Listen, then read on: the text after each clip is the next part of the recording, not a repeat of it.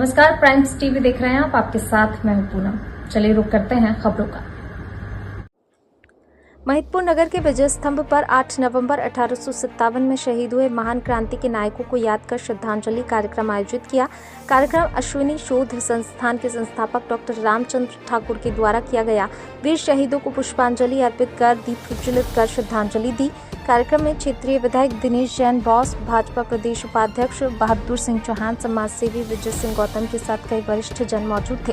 इतिहासकार डॉक्टर रामचंद्र ठाकुर ने बताया, 8 नवंबर 1857 को उज्जैन जिले का एकमात्र महिदपुर ऐसा स्थल है जहां अंग्रेजों के विरुद्ध स्वतंत्रता युद्ध हुआ था, जो प्रातः 7:30 से शाम 4 बजे तक चला, जिसमें नगर और ग्रामों की 2000 जनता ने तहसीलदार सदाशिव राव निखुलकर के नेतृत्व में भाग लिया। छावनी का मैनेजर टीम अपनी पत्नी को यहीं छोड़कर भाग गया था। छावनी के बंगले को नगर की जनता ने जला दिया था। इसी महान क्रांति के नायक को याद कर श्रद्धांजलि का कार्यक्रम आयोजित किया गया।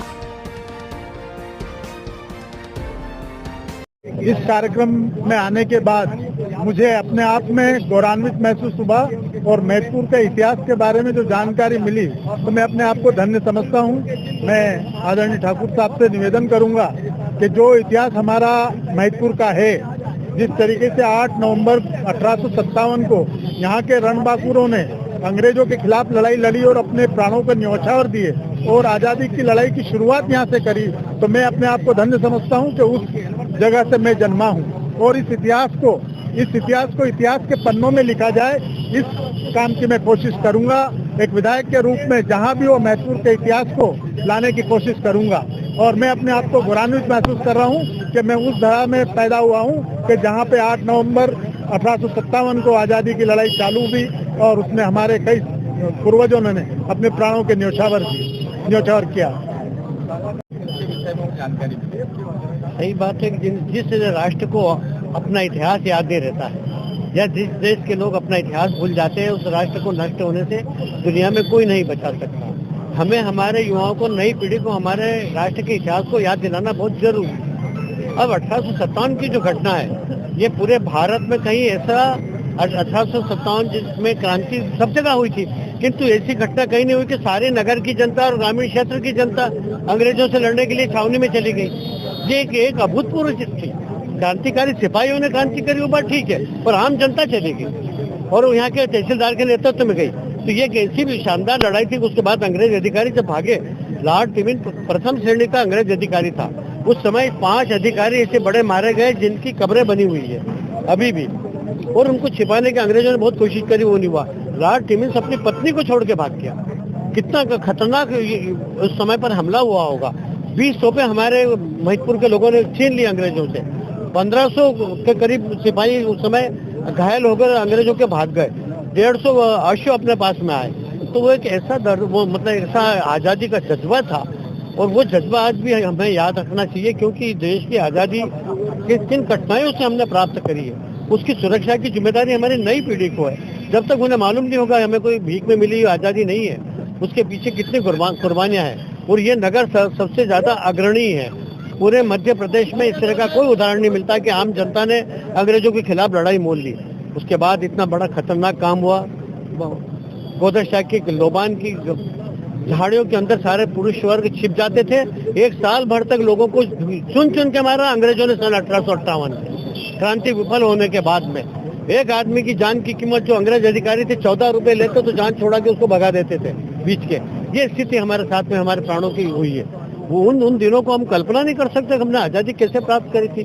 और ये जानकारी देना चाहिए। 1857 की क्रांति के संबंध में सारी जानकारी होलकर स्टेट के गजेटर के अंतर्गत में आज तक लिखी हुई है, स्पष्ट लिखी हुई है। जॉन माल्कम ने लिखी है और जितने इतिहासकार सब लिख गए, किंतु हमारे नगर की जनता को मालूम ही नहीं है, हमारे विद्यार्थियों को मालूम नहीं। हमारे मुख्यमंत्री जी से अभी बात हुई है मेरी, मुझे वो पथ ढूंढने में भी रखा है।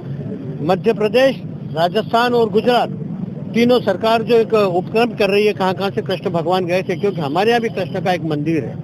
अभी विधायक जी के मैं नॉलेज में लाऊंगा।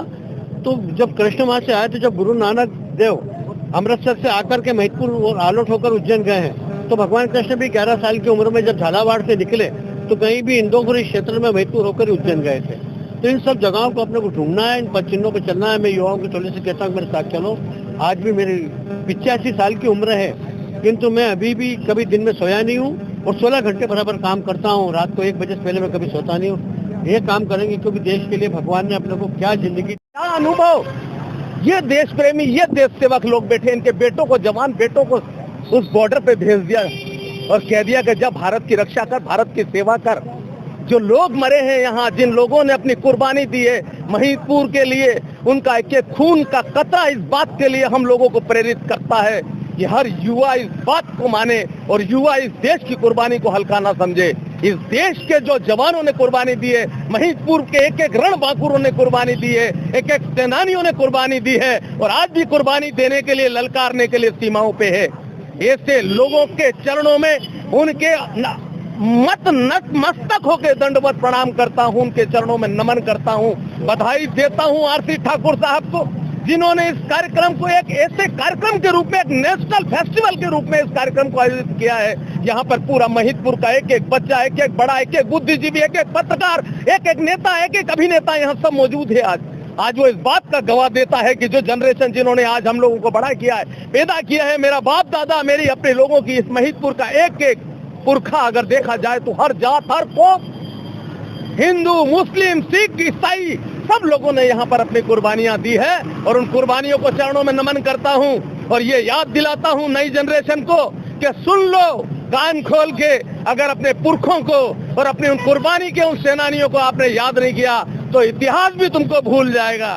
मैं विश्वास दिलाता हूँ महिदपुर का एक एक बच्चा, आने वाली कौम, आने वाली पीढ़ी इस बात को याद रखेगी और एक ऐसा राष्ट्रीय त्योहार बनेगा ये, जीवन में महिदपुर का इतिहास के उन पन्नों में नाम होगा, उन स्वर्णिम अक्षरों में नाम होगा, जहां से क्रांति की शुरुआत हुई, जहां से अंग्रेजों के खिलाफ बिगुल बजा, जहां के लोगों ने, हजारों लोगों ने यहाँ पे कुर्बानी दी है। ये वही महिदपुर है। ये महिदपुर वो ऐसा स्वर्णिम महिदपुर है, ये इतना विरासत वाला महिदपुर है, ये इतना पुरातन महिदपुर है कि अगर इसके एक एक पन्नों को खोला जाए और इतिहास वेत्ताओं को बताया जाए तो उस महिदपुर के गर्भ में इतनी कहानियां छुपी है, देश की आजादी की, देश के उन वीरों की और यहाँ के उन लोगों की जिन्होंने अपने देश को आगे बढ़ाने में अपनी कुर्बानी, खून का एक खतरा दिया है। मैं उन माताओं के, उन बहनों के, उनके चरणों में नमन करता हूँ जिसने अपने बेटे को खोया है, जिसने अपनी पत्नी को खोया है, जिसने अपने बहन भाई को खोया है। मैं ऐसे लोगों को प्रणाम करता हूँ, उनके चरणों में नमन करता हूँ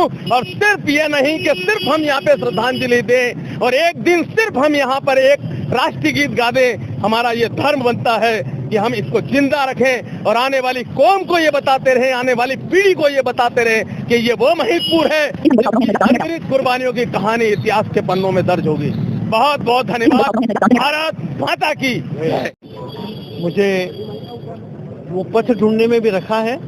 मध्य प्रदेश, राजस्थान और गुजरात तीनों सरकार जो एक उपक्रम कर रही है, कहाँ से कृष्ण भगवान गए थे, क्योंकि हमारे यहाँ भी कृष्ण का एक मंदिर है। अभी विधायक जी के मैं नॉलेज में लाऊंगा। तो जब कृष्ण वहां से आए थे, जब गुरु नानक देव अमृतसर से आकर के महिदपुर और आलोट होकर उज्जैन गए हैं, तो भगवान कृष्ण भी 11 साल की उम्र में जब झालावाड़ से निकले तो कहीं भी इंदौपुरी क्षेत्र में महिदपुर होकर उज्जैन गए थे। तो इन सब जगहों को अपने को ढूंढना है, इन पदचिन्हों पर चलना है। मैं युवाओं की टोली से कहता हूँ मेरे साथ चलो। आज भी मेरी 85 साल की उम्र है, किंतु मैं अभी भी कभी दिन में सोया नहीं हूँ और 16 घंटे बराबर काम करता हूँ। रात को 1 बजे से पहले मैं कभी सोता नहीं हूँ। ये काम करेंगे क्योंकि देश के लिए भगवान ने अपने को क्या जिंदगी दी है, क्यों दी है, वो भगवान ही जानता है। मैं युवाओं से यही अपेक्षा करता हूँ कि सात्विक रहिए, तो मोबाइल से थोड़ा दूरी बनाइए। और अभी हमारे पास में एक युवा जोशील विधायक जी जिनकी कार्यशैली देख चुके हैं और जिनने पैसे को तो मिट्टी समझ करके हमारे लोगों के उत्थान के लिए, हमारे सनातन संस्कृति के लिए, हमारी एकता के लिए जो काम किया है, अगर हम A to Z उसे गिनेंगे तो इसका मुकाबला मध्य प्रदेश में कहीं नहीं मिलेगा। हमें आज भी उस अतीत की ओर जाना चाहिए और देखना चाहिए आज दिनेश जी साहब क्या है, कल हमारे साथ खड़े रहकर इन्हें क्या करा था। अब हम सबसे अधिक अपेक्षा इनसे रखते हैं कि आपका वही पुराना रूप फिर हमारे सामने आए और परमेश्वर से हम यही प्रार्थना करते हैं कि उसी ताकत से आप हमारा साथ देंगे। हमारी उम्र 85 साल से बहुत ज्यादा बढ़ जाएगी। धन्यवाद। जय हिंद, जय भारत।